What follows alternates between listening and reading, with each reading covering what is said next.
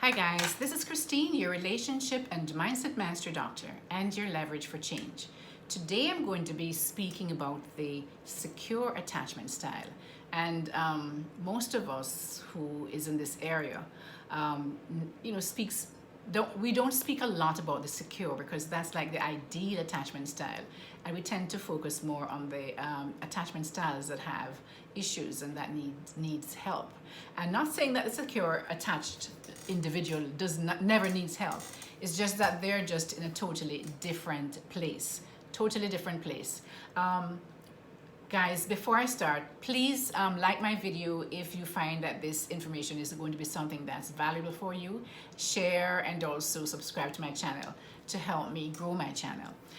So let me start now by saying that a strong sense of self is what is almost like the is what you'll recognize when you meet a securely attached individual. They have a very strong sense of self. They know who they are, what they want, what their needs are, and they easily express it. I'm going to break down, go a little deeper in that as I go down the list, and in no particular order, guys, but it will give you a sense of what it is that you're going to be working if you have other attachment styles: the fearful avoidant, the dismissive avoidant, the anxious preoccupied. Those attachment styles that have that are challenged in relationships. Then you will know that when you want to work towards being secure, these are the things that you will want to work towards being, right? So I'm going to go down, as I say, in no particular order, but for the securely attached individual, their sense of self is very strong. They know who they are. They're not living for others and just depending on others to validate them. They know who they are and they're very secure in that. So the next thing is they have the ability to be vulnerable. So you want to talk about something that might be a little emotionally dense. They are okay to express their emotions. They are comfortable talking about how they feel, challenges in a healthy way. They're okay to feel, and they're okay to just open up. They're open to just expressing their emotions in a healthy way, not like going crazy and doing all kind of crazy stuff, but they're okay to speak about how they feel and really kind of just get deep into that emotional mix because they felt safe as children. Their caregivers, their parents, allowed them to express their emotions without saying, stop doing that, that is silly, man up, or whatever it might be. They felt safe expressing their emotions. So guys, this individual learns that it is safe to express their emotions and their needs, right? So they felt cared for by their caregivers. They felt that they could trust their caregivers to listen to them and take care of them and to help make things better for them. And they learned that they could depend on their caregivers. So they were able to really more easily express their emotions. They didn't feel that if they expressed their emotions, they were going to be criticized or made a fool of or made to feel that something is wrong with them. They learn to be vulnerable with their emotions. The next thing, guys, is that the secure individual can easily set and maintain boundaries because they're not so dependent on people pleasing, and doing things to make others love them. They already know who they are. They have a strong sense of self, so they can easily create boundaries that they know that this is making me uncomfortable, please don't do that, and they'll easily express their boundaries, and they will easily maintain it if the person is, that they're creating these boundaries with come back and keep pushing their boundaries. They will easily tell them and say that, I'm sorry, but I said this and this is what I meant. They're not trying to please people because they're not looking for validation outside of themselves. They know who they are. The next thing is that they can be very supportive of others, but they are not to the point that they are going to now abandon themselves at the expense of others' needs. They will help others, but they also know that there is a balance of that, in balance in that, helping others and looking out for yourself, and you're caring for your own needs. They are that is something that they can easily do. Whereas with the other attachment styles, especially the anxious, they will people please, and the fearful, they will people please and do things to the extent of really kind of abandoning themselves, because that is one of their core wounds. So for for the secure individual also, you'll notice that they are pretty balanced in every area of their lives. You don't see them overworking, and they're always at work and neglecting their family and everything else, or always at the bar or at the club and neglecting their family and work and everything else. So they're pretty balanced. They'll do their social stuff with their family, their friends, their job, and but they're quite balanced in how they live their lives. Quite balanced, not excessively focusing on one area to the detriment of other areas in their lives. They're really balanced. The next thing you're going to notice, guys, with the secure attachment style is that they can easily express their emotions. So, they're open, as I mentioned earlier, with the vulnerability. That's kind of like the same kind of thing. Easily express their emotions, but not only that, they can also empathize. They can easily empathize with others, how they're feeling, what they're going through. They can understand it, and they can express it as well. So they can express empathy to others when somebody else is going through a difficult time. The next thing, guys, is to look out for someone with a secure attachment style, is that they are very comfortable being alone.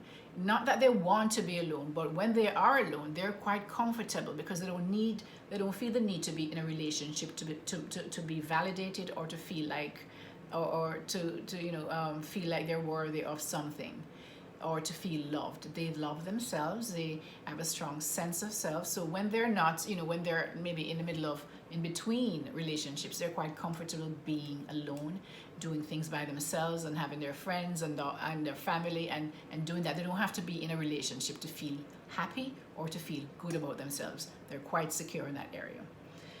The next thing, guys, is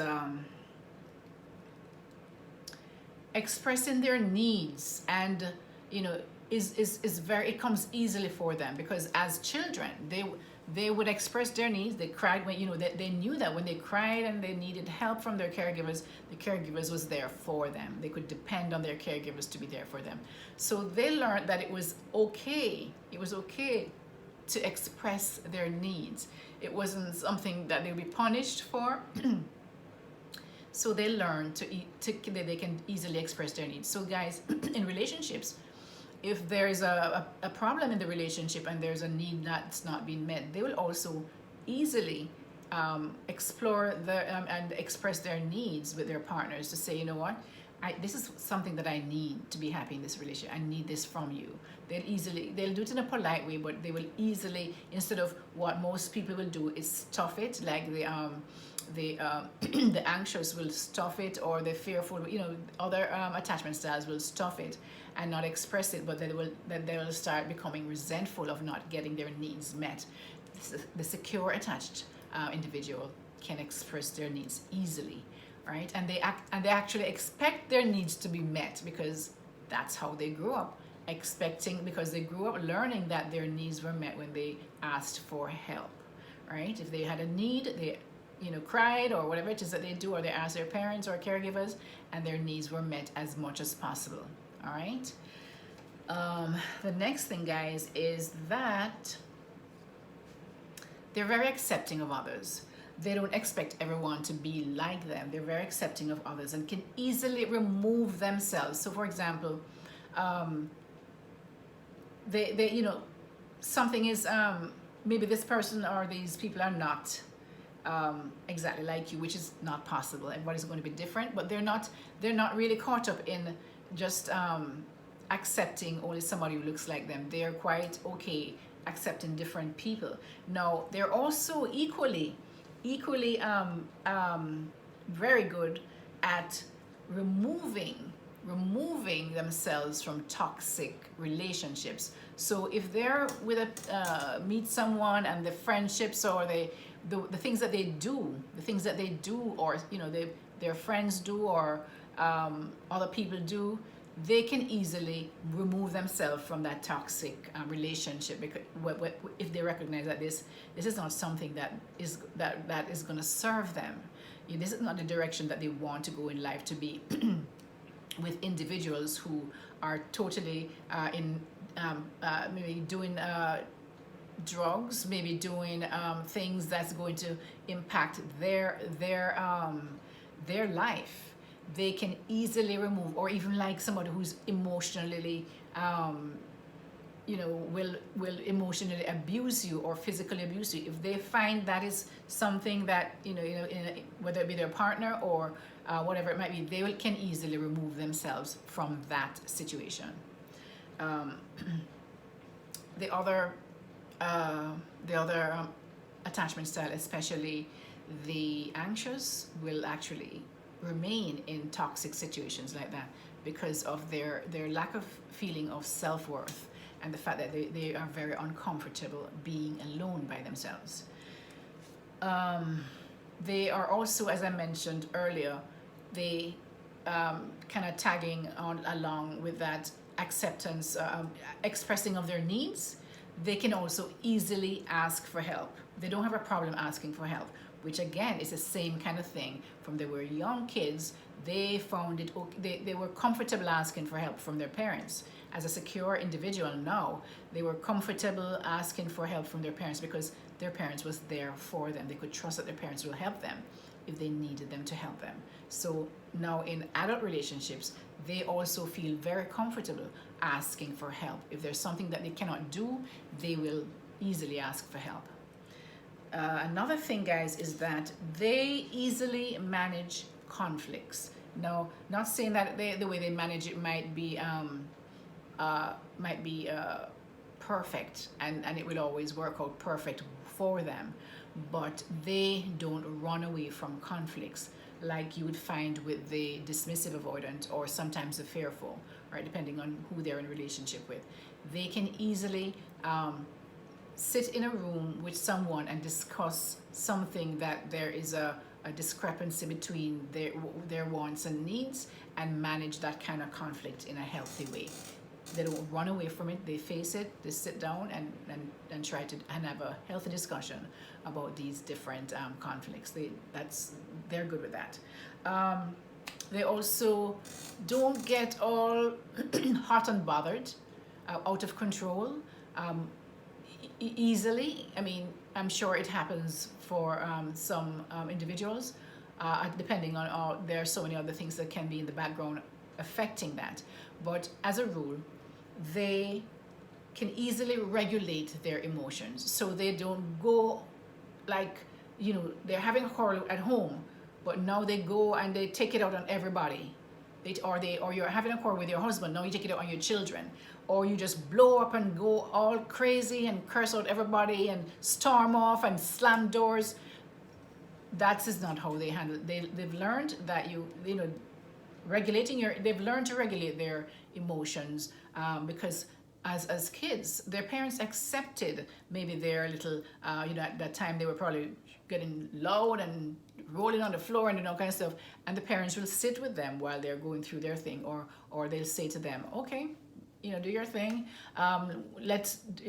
just manage it, so that they know that, and why don't you try this or whatever it might be. But the fact that they can depend on the people that they loved, their caregivers at the time, to be there while they're managing fluctuating emotions. Now they feel comfortable and they've learned to manage their and regulate their emotions as an adult.